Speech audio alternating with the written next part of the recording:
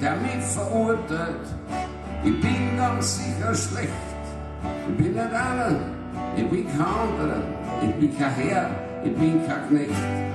Doch mir schafft niemand irgendetwas an, egal wie es auch sei. Ich bin verwahrlost und ich weiß es. Ich bin verwahrlost, aber ich bin frei.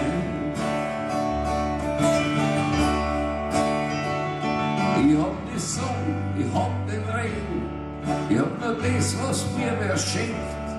Ich bin so einer, der immer nur an heute und nie an morgen denkt.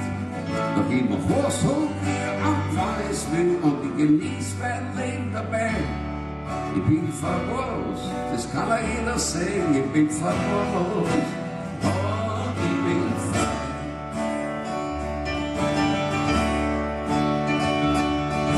Es kommt, es kommt, ich fürcht mich nicht, ich hab nichts zum Verlieren.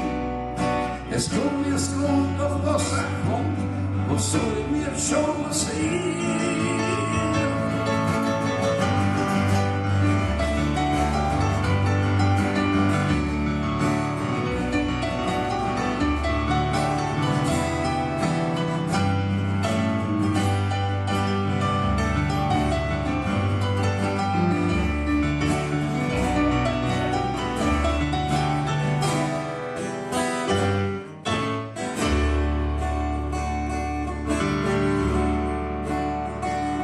So viele Jahre liegen schon hinter mir und niemand weiß, wie fühlst du werden.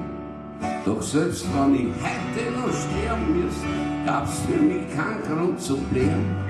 Denn ich lebe so, dass mir nichts überbleibt und wenn ich stirb, ist halt vorbei. Ich bin verwahrlost und es werde ich bleiben, ich bin verwahrlost.